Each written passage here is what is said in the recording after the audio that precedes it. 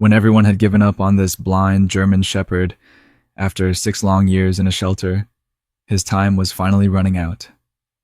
The staff had already scheduled his euthanasia when something incredible happened that changed everything. This heart-wrenching story of perseverance against impossible odds will restore your faith in second chances. The remarkable twist that saved his life will leave you in tears, Valleyside. Animal Shelter was a modest facility in a mid-sized Midwestern town, understaffed, underfunded, but operated by people who genuinely cared for animals. In the back corner kennel, as far from the public viewing area as possible, lived a dog the staff simply called Shadow.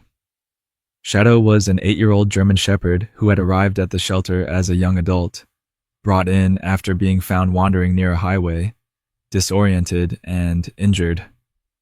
His medical intake had revealed the worst, both eyes damaged beyond repair from what appeared to be some kind of trauma or infection that had been left untreated. The injuries had healed, but Shadow's vision was permanently gone. For most dogs, even those with disabilities, shelter stays were temporary.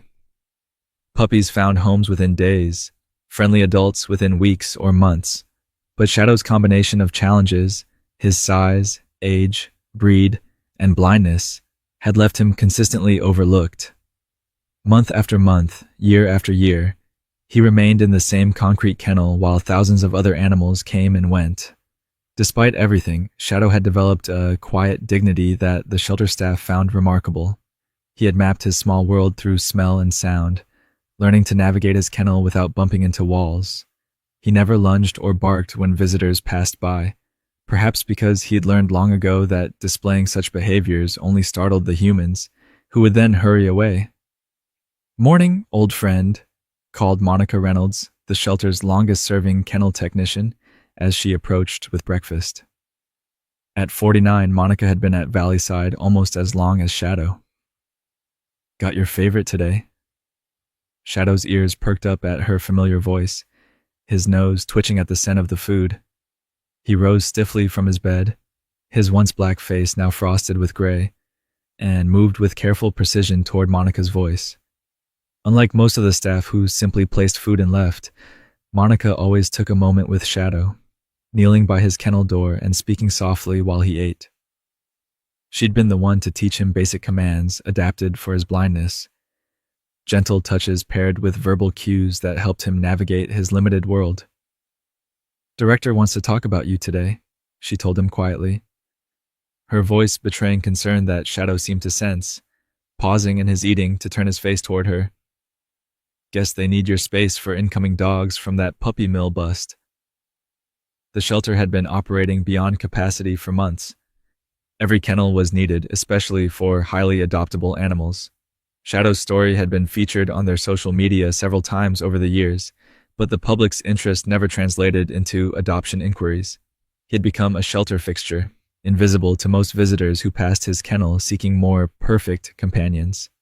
What Monica couldn't bring herself to tell Shadow was that the talk scheduled for that afternoon had only one likely outcome.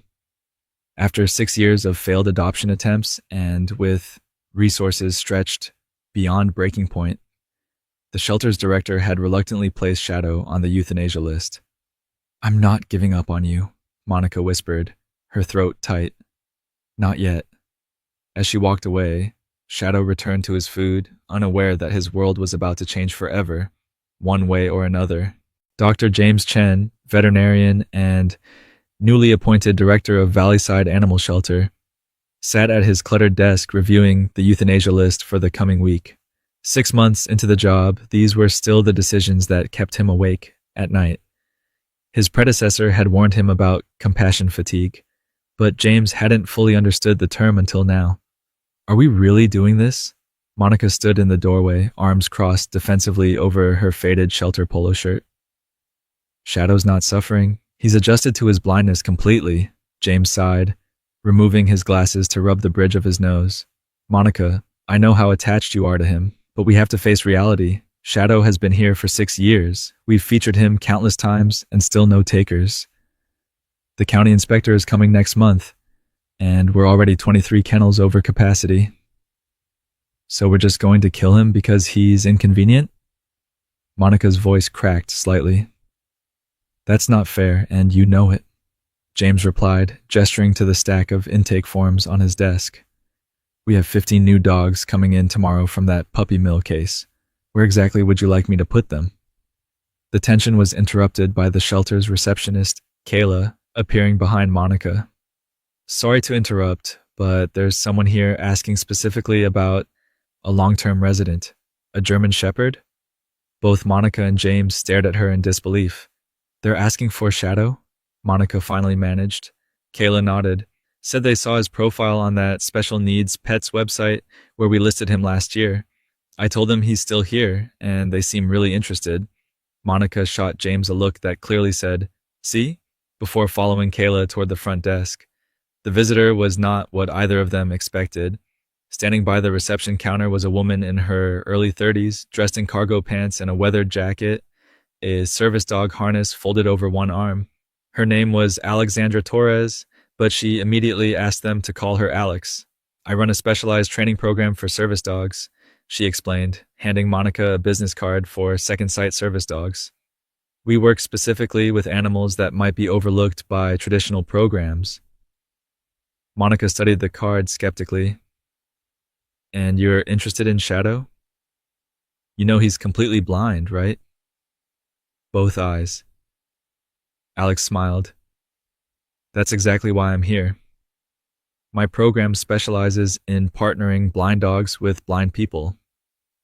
The concept seemed so counterintuitive that both shelter workers momentarily struggled to respond. I'm sorry, but how exactly does that work? James asked, having joined them at the front desk. It's actually quite remarkable, Alex explained. A blind person and a blind dog can form an exceptional team. The person provides directional guidance through the harness, while the dog provides obstacle detection through his other heightened senses. They compensate for each other's limitations. But more importantly, there's a unique bond that forms, a mutual understanding that creates extraordinary partnerships. She paused, noticing their still skeptical expressions. I know it sounds unusual, but we've successfully paired 8 teams so far. Our current waiting list has a gentleman who specifically requested an older German Shepherd if possible. He's a veteran who lost his sight in combat and has had German Shepherds all his life. Monica's expression softened slightly. Shadow's 8, maybe 9. He's been here 6 years. Perfect, Alex replied. Mature dogs tend to be more successful in our program. Less excitable, more focused. May I meet him? As they walked toward Shadow's kennel, Monica found herself torn between hope and protective skepticism. Was this too good to be true? Or was it Shadow's last, best chance? Shadow sensed the approaching footsteps. 3 sets, 1 familiar. Monica. 2 unknown. His ears pivoted forward, head tilting slightly as he processed this unusual development. Visitors rarely came to his section of the shelter. This is Shadow, Monica said, her voice carrying that special tone she used when trying to present him favorably to potential adopters. Something that hadn't happened in years. Shadow rose to his feet, oriented toward the voices, his posture alert but calm. He'd long ago learned that rushing to the kennel door only frightened visitors. He's gorgeous, came an unfamiliar female voice. Warm, confident, and speaking at a normal volume rather than the uncomfortable whispers most visitors used around him. Those ears are incredible, perfect radar dishes. Shadow heard the smile in Monica's reply. He can track a treat bag opening from the other end of the building. May I go in? Asked the stranger. Monica hesitated. He doesn't get many visitors. Let me come in with you first. The kennel door opened, and Shadow smelled Monica's familiar scent as she entered, and gently touched his shoulder, their signal that something new was happening. Shadow, this is Alex. She's here to meet you. Shadow stood perfectly still as the new person entered. Her movements were deliberate, not cautious, but respectful. She didn't immediately reach for him. Another difference from most visitors who seemed compelled to quickly touch his head, often startling him. Hello, Shadow, the woman said. I'm going to approach from your right side. I have treats if Monica says they're allowed. He can have them, Monica confirmed. No allergies. Shadow detected the small sounds of a bag opening, then the distinctive aroma of high-quality training treats, not the standard shelter biscuits. His nose twitched with interest. Shadow, treat, the stranger said, holding something near his nose so he could locate it precisely before taking it gently from her fingers. What happened next surprised even Monica. Instead of retreating after accepting the treat, as was his usual pattern with strangers, Shadow remained engaged, his nose working to catalog everything about this new person, the scent of other dogs on her clothes, the leather of the items she carried, the faint aroma of coffee. "You're a gentleman, aren't you?" Alex observed, slowly reaching to let him sniff her hand before touching the side of his neck. Her fingers found exactly the spot behind his ear that he preferred, something most people had to be shown. As Alex continued her quiet assessment, Monica and Dr. Chen watched in astonishment. Shadow was responding to this stranger with a level of trust he rarely showed anyone besides Monica. He even leaned slightly into Alex's touch when she ran her hands along his sides, checking his muscle condition. "He's underweight, but not severely," Alex noted professionally. "Decent muscle tone considering the confined environment." "How's his hearing?" "Perfect," Monica replied. "He recognizes different staff members just by their footsteps." Alex nodded approvingly. "That's excellent. What commands does he know?" For the next 15 minutes, Monica demonstrated the modified command system she'd developed with Shadow, touch cues paired with verbal commands that helped him navigate without sight. Alex observed carefully, occasionally asking Shadow to repeat a behavior, which he did without hesitation. "He's incredible," Alex said finally, genuine admiration in her voice. "Most seeing dogs wouldn't be this responsive after years in a shelter environment. He's maintained his cognitive sharpness despite everything." She turned to Dr. Chen. "I'd like to have my program's veterinarian examine him, and if he clears their assessment, I want to enter him into our training program. We'd foster him initially during the 8-week evaluation period. If he's suitable for service work, we already have a potential handler waiting." Monica's voice betrayed her cautious hope. "And if he's not suitable?" Alex's answer was immediate and firm. "Then he'll stay with us in our sanctuary program. Either way, he'll never see the inside of a shelter again." For the first time in years, Shadow's future suddenly contained possibility rather than just existence. But could a blind dog really become someone's lifeline? And after 6 years of institutional living, could Shadow adapt to a world beyond his kennel walls? The following week brought changes that would have overwhelmed most dogs, but Shadow approached each new experience with a remarkable blend of caution and courage.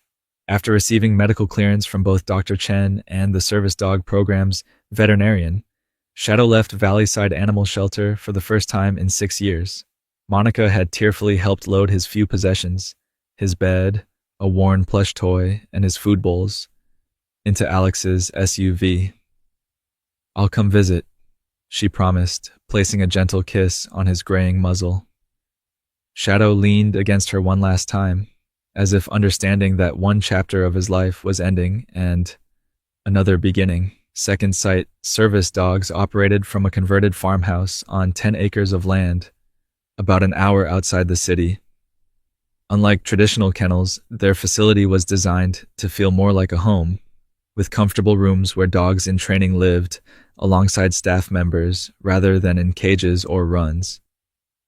"This will be your room," Alex explained as she guided Shadow through his new space, allowing him to explore at his own pace, his nose working overtime to catalog the unfamiliar environment. "You'll sleep here, but spend most days in the training rooms and yards." For the first few days, they simply let Shadow acclimate, establishing routines for meals, bathroom breaks, and short training sessions that built upon the foundation Monica had created. Staff members were carefully instructed on how to interact with him, always announcing their presence before approaching and using consistent commands and touch signals. By the end of the first week, Alex was convinced they'd made the right decision in selecting Shadow. "He's mapping the entire property," she explained to her colleague Marcus, a certified service dog trainer who specialized in working with their blind dogs. Watch how he counts steps between landmarks and uses textural changes in the flooring to orient himself.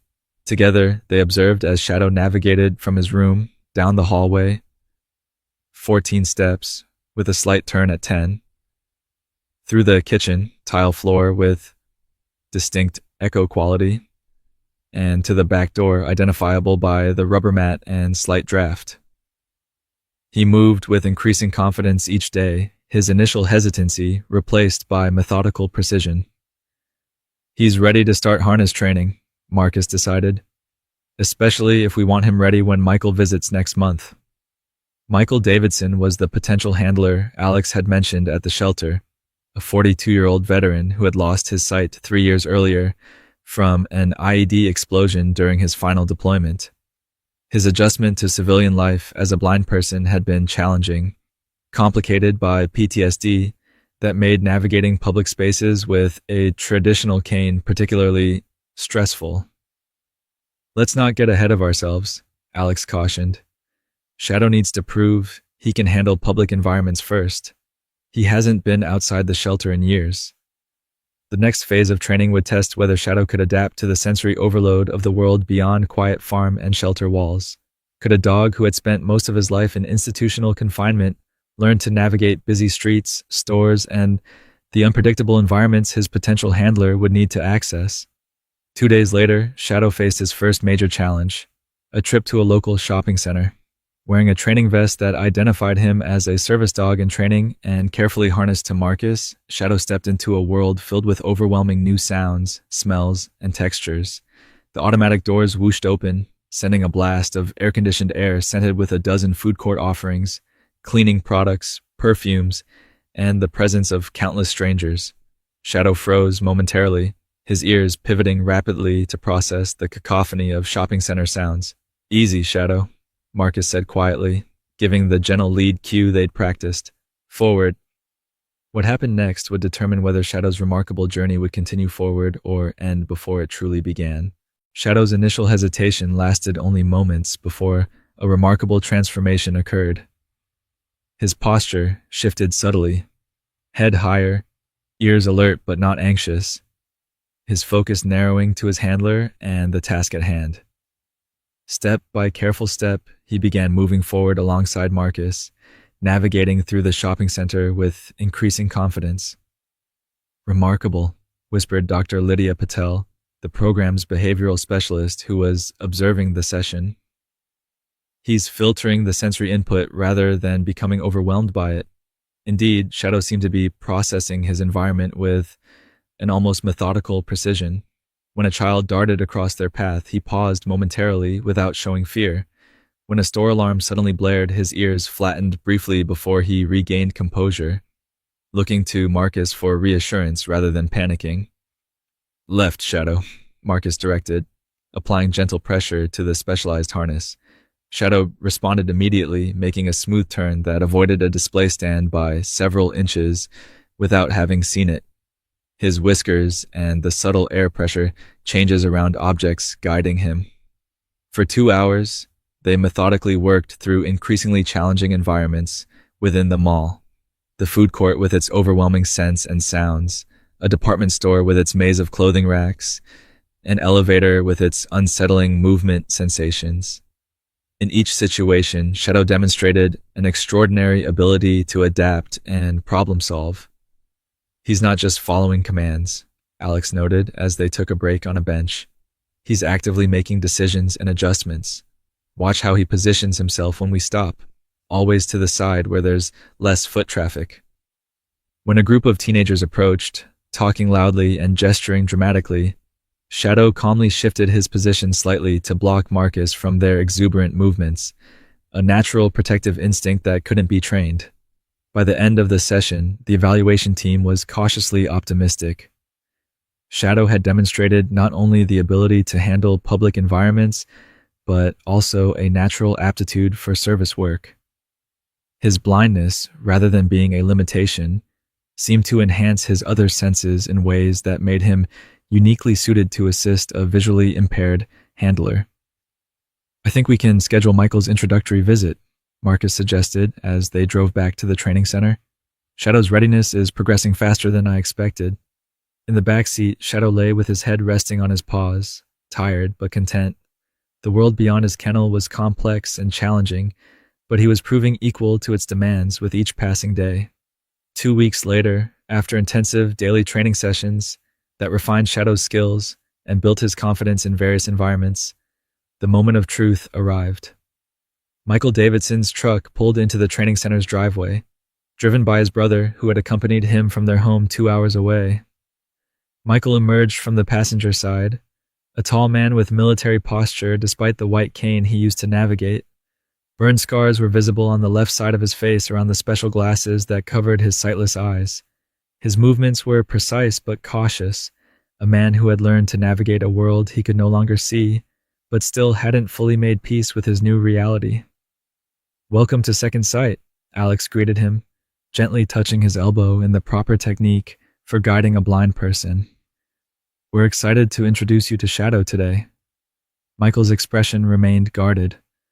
"I'll be honest, when you first called about a blind dog, I thought it was some kind of joke. Still not convinced this isn't a waste of everyone's time." Alex smiled, undeterred by his skepticism. "That's fair. We don't expect you to believe it until you experience it. Let's head inside and you can decide for yourself." As they walked toward the training room where Shadow and Marcus waited, Michael's brother hung back with one of the staff members. "He needs this to work," he confided quietly. "He's been shutting down more and more, barely leaves the house anymore. The VA recommended your program as a last resort." The introduction that followed would either confirm Michael's doubts or open the door to a partnership that could transform both lives irrevocably. The training room was deliberately arranged with minimal distractions for this critical first meeting. Shadow sat calmly beside Marcus, already wearing the specialized harness designed for a blind dog-blind handler team. Though he couldn't see the newcomers entering the room, his ears pivoted forward at the sound of unfamiliar footsteps. "Michael, I'd like you to meet Shadow," Alex said as they entered. "He's an 8-year-old German Shepherd who has been with us for about a month." Michael stood just inside the doorway, his posture rigid with the wariness of someone who had learned to be suspicious of new situations. "How does this work exactly?" "Let's start by just introducing you," Alex suggested. "Marcus will bring Shadow to you, and you can get acquainted before we try any handling." Marcus gave Shadow the quiet command to move forward, guiding him toward Michael. "Shadow, say hello." Shadow approached cautiously, his nose working to catalog everything about this new person, the subtle scent of medications, the leather of his boots, the lingering aroma of the truck they'd arrived in. He stopped precisely in front of Michael, not crowding but close enough for contact. "He's waiting for you to acknowledge him," Alex explained. "You can put your hand out if you're comfortable." Michael hesitated, then extended his hand palm down at about the height of Shadow's head. The German Shepherd gently sniffed his fingers, then did something unexpected. He leaned his head forward until it touched Michael's hand, initiating contact on his own terms. The simple gesture seemed to catch Michael off guard. His stern expression softened slightly as he allowed his fingers to register the texture of Shadow's fur, the shape of his ears, the contours of his face. "He has scars around his eyes," Michael noted, his fingers detecting the slightly different texture of fur where Shadow's eyes had been injured years before. "Yes," Alex confirmed. "He lost his sight due to untreated injuries before he came to the shelter." A hint of recognition flickered across Michael's face, perhaps the beginning of a connection forged through shared experience. What should I do next?" "Let's try a simple walking exercise," Marcus suggested, moving to transfer Shadow's harness handle to Michael. "The harness is designed to provide tactile feedback between you. Shadow will detect obstacles through scent and his whiskers, while you provide directional guidance through the handle." The first attempts were understandably awkward. Michael, accustomed to navigating independently with his cane, had to adjust to the rhythm of moving with a dog. Shadow, trained to work with sighted handlers until now, needed to interpret a different pattern of cues. Shorter steps, Marcus coached. Shadow is calibrated to your pace and stride length. Think of it as a dance where you're learning each other's movements. After several minutes of practice across the training room, something remarkable began to happen. The tentative starts and stops smoothed into more fluid movement. When Shadow detected a deliberately placed obstacle and guided them around it, Michael's expression changed from concentration to surprise. He knew that chair was there, he said, reaching down to confirm with his hand what Shadow had already navigated them past. His whiskers and sense of air pressure detected it, Alex explained. He's actually more sensitive to some obstacles than a sighted dog might be, because he's developed his other senses to an extraordinary degree. They continued practicing for nearly an hour, gradually adding complexity to the routes. By the end of the session, the improvement in their coordination was remarkable. Not perfect, but showing clear potential. As they prepared to conclude for the day, Michael knelt beside Shadow, his hands carefully mapping the dog's features as if committing them to memory. You said he was in a shelter for 6 years? He asked quietly. Yes, Alex confirmed. Overlooked because of his blindness. Michael was silent for a moment, his fingers gently stroking Shadow's graying muzzle. People can be pretty stupid sometimes, can't they, boy? He murmured, the first genuine warmth entering his voice. As Michael's brother helped him back to the truck, Alex and Marcus exchanged hopeful glances. The connection had been established, tentative but real. Whether it would grow into the partnership they envisioned remained to be seen, but the first crucial step had been taken. Same time next week? Alex called as they prepared to leave. Michael paused at the truck door. Make it sooner, he replied. How about Thursday? Shadow, standing beside Marcus, tracked the departing vehicle with his ears until the sound faded completely, just as he had done years ago watching Monica walk away from his kennel each night. But this time, for the first time, someone was coming back specifically for him. Over the next 6 weeks, Michael and Shadow trained together 3 times weekly, each session building upon the foundation established during that first tentative meeting. Their progress wasn't always smooth. Both had moments of frustration and setbacks, but the trajectory was consistently upward. By week 4, they had graduated from the controlled environments of the training center to navigating the real-world challenges of sidewalks, crosswalks, and public buildings. Shadow proved remarkably adept at identifying potential hazards, from low-hanging branches to uneven pavement, guiding Michael around them with increasing confidence. For his part, Michael began to trust Shadow's judgment, his initial skepticism replaced by growing respect for the dog's abilities. The changes in Michael himself didn't go unnoticed by the training team or his family. He called me last night to talk about their training session, his brother reported to Alex. Actually called me, not just answered when I checked in. Do you know how long it's been since he initiated a conversation? Week 5 brought their biggest challenge yet. Navigating the local farmers market, a cacophony of sounds, smells, and unpredictable movements that would test both their skills and their partnership. The training team followed at a discreet distance, ready to intervene if necessary, but determined to let the pair work through challenges independently. Easy, Shadow, Michael murmured as they approached the bustling market entrance. His hand found the special signal spot on the harness handle, their agreed-upon gesture of mutual reassurance. Together, they moved through the crowded marketplace with remarkable synchronicity. Shadow guided them around clusters of shoppers, navigated past unpredictable children, and helped Michael locate specific vendor stalls by memorized commands. When a car alarm suddenly blared in the parking lot, Shadow pressed slightly against Michael's leg, their signal for, "I'm here, we're okay," before continuing calmly forward. The most telling moment came not from any planned exercise, but from an unexpected encounter. A shopper, distracted by their phone, nearly collided with Michael, stopping short just inches away. Before the training team could intervene, Shadow had already positioned himself between Michael and the potential collision, creating a buffer that protected his handler while remaining calm and non-aggressive. Perfect response, Marcus murmured to Alex as they observed. He's not just trained, he's actually serving as a partner.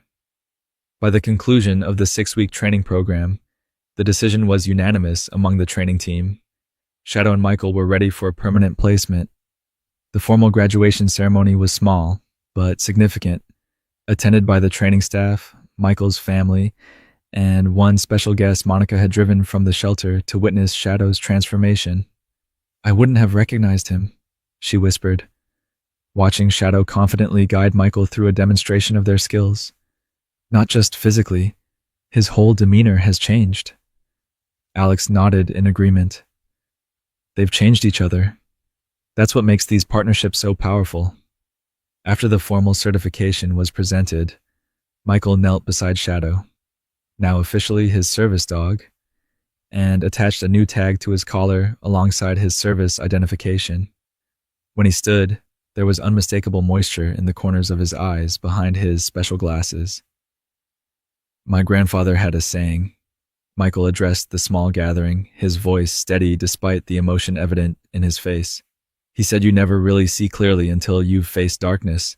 Shadow and I have both faced our share of darkness, literally and figuratively, but together we're finding a way forward that neither of us could navigate alone." 6 months later, Monica received a photo and update from Alex. The image showed Michael and Shadow on a hiking trail, both looking vibrantly alive in the outdoor setting. The accompanying note explained that they had recently completed a Veterans Adaptive Hiking Program, something Michael had never imagined possible after losing his sight. The once forgotten shelter dog had found not just a home, but a purpose. The isolated veteran had found not just assistance, but companionship that drew him back into the world. Together, they had redefined what was possible for both of them. Back at Valleyside Animal Shelter, Monica printed the photo and pinned it to the staff bulletin board with a simple caption: Shadow, proving that second chances sometimes come when you least expect them, and what others see as broken might actually be perfectly matched. Dr. Chen, passing by later that day, stopped to study the image. The shelter's euthanasia rates had decreased significantly in recent months, partly due to a new special needs adoption program inspired by Shadow's story. Sometimes it seemed a single case could change not just one life, but an entire perspective. If this story touched your heart, subscribe to the channel and leave a like. Share it with someone who needs a reminder that perceived limitations often hide extraordinary potential, and second chances can come in the most unexpected forms. Remember, what might seem impossible alone becomes possible when the right partners find each other.